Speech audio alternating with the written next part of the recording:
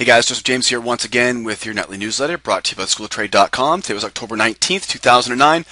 Hope you guys had a good morning here on Monday morning. Now, kind of a slow day here we saw this morning. Before we get started on the trades we took today, I want to remind you guys about the free resource we have online. Please head to our YouTube page. That's /School of Trade. And while you're there, please subscribe to our channel there so you guys get all the new videos that are released every day. And please rate and comment on this video. Now, we actually took one trade today. It was a scratch trade, so we got no money coming in, no money going out. Very quiet morning here across the markets we trade, the E-minis, the commodity futures, and the currency futures we trade. Right, so very slow volume this morning. Whether or not it was because Bernanke was speaking 11 o'clock today, not much news events. We had some important earnings reports after the close today. So there could be a couple of reasons why we saw kind of a low volume environment this morning. But again, nothing in our pocket today.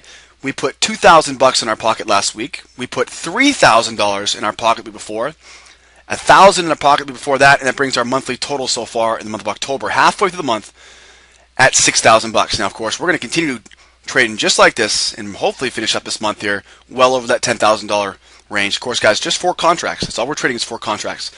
If you're still on the fence, guys, about membership, keep in mind you would have made back that lifetime membership before the end of your 3rd week here.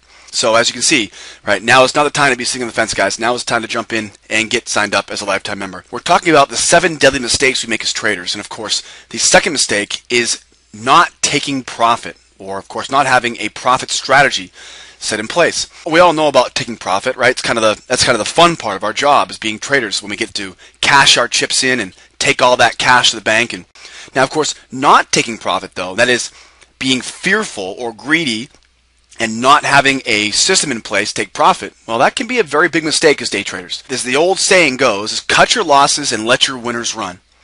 So if we all know that we need to cut our losses early, right, and let our winners run, then why do we consistently still cut our winners early and let our losses run? What gets inside of us? What happens where we start thinking to let our losses run and cut our winners early? Well, what happens is it lets fear and greed start playing in.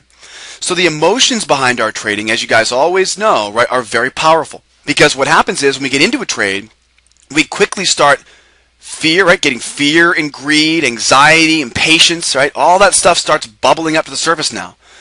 We get into a winning trade, and because we're so scared of that winning trade turning into a loser, we get out at literally the smallest inch of profit and we get flat, right? Happy with a little bit of profit rather than nothing at all. But then here's the problem. When we get back into the market and the market goes against us, we then start justifying it.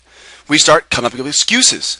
Well, I've got to let this thing go a little bit more because I'm waiting for it to play out. Well, that stop, I can move the stop back here because I know it's going to go reverse. These are just excuses we use based upon whether it be fear or greed or whatever the reason is to let our losses run. So we push our stops back. We make excuses about why we should stay in the trade, right? It's going to work out. The signal gave it, whatever the excuse is. We cut our winners early because of fear, and we let our losses run because of both, potentially fear and greed.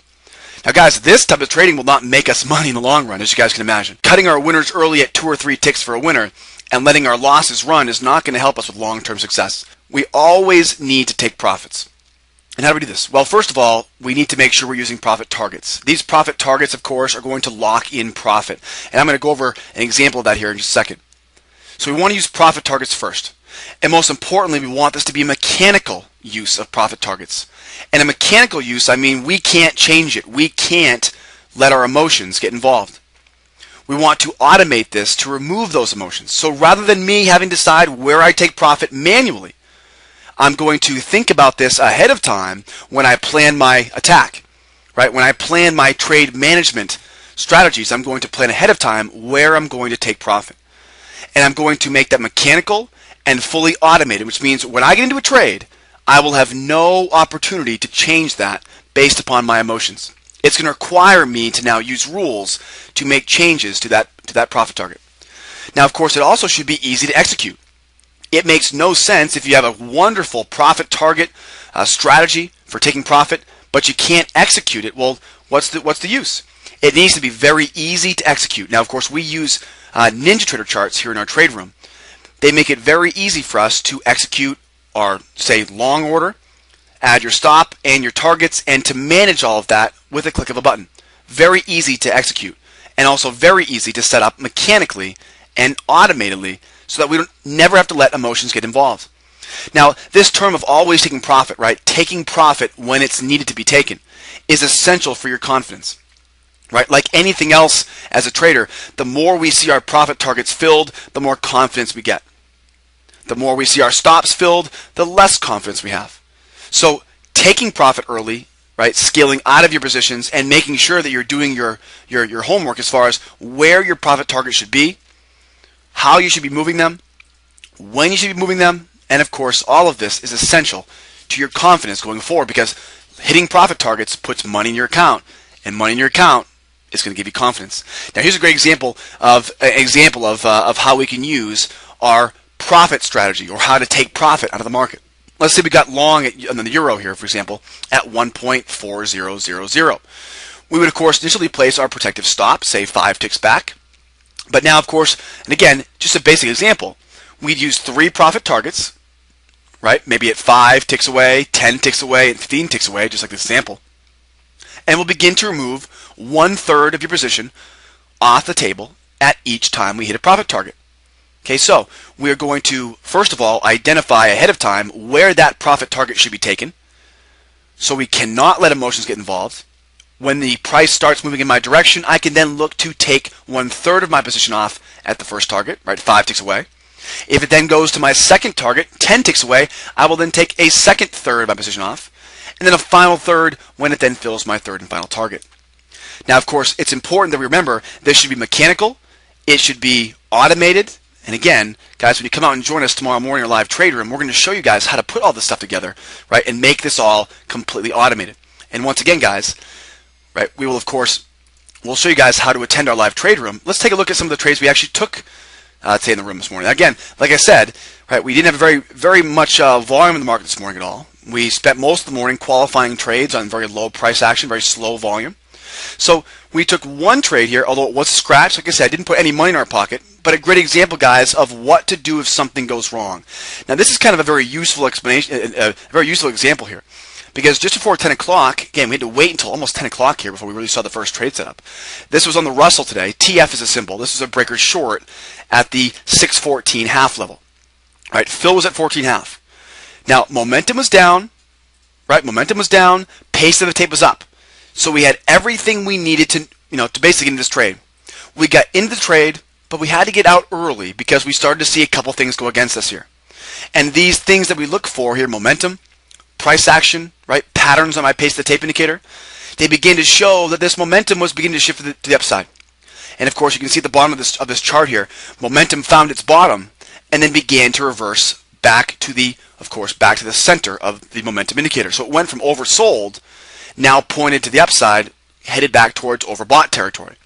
So of course, when we see the momentum indicator curl against us, what else did we see? Yeah, that's right. If you guys were with us this morning, we saw decreasing pace of the tape. We saw red pace of the tape. We saw slowing down on our time and sales window. And as always, guys, what does that tell us? Momentum shifts against us, the price slows down, and that is a recipe for a reversal. Now, this particular pattern ended up working out nicely.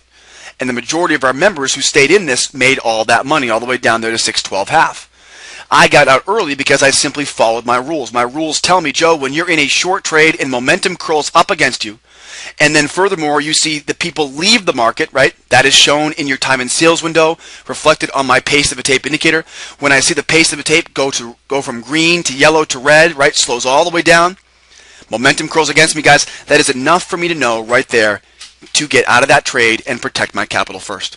So a great example here on this particular pattern, how obviously we would have loved to have stayed in this, but we used our simple rules to tell us what to do if something goes wrong. And as always, guys, we're going to show you how to do this all live in real time tomorrow morning. Come out and join us in our live trade room. 2:45 a.m. Eastern Time for the European session, 7:45 Eastern Time for the U.S. session. We'll do a webinar tomorrow at 11:30 Eastern Time. That's Tuesday, 11:30 a.m. Eastern Time. We'll do a free webinar in our trade room. We'll give you guys a free 3 weeks as part of our trial. And as always, guys, the beginner's course, highly recommended for all free trial members. Please rate and comment on this video.